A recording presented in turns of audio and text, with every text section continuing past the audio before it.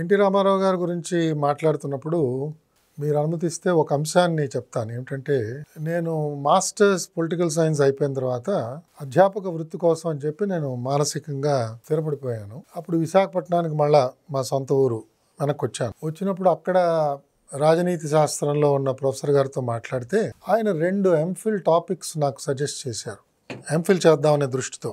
ఒక టాపిక్ ఏమిటంటే, Telugu Desam party A case study of a regional party.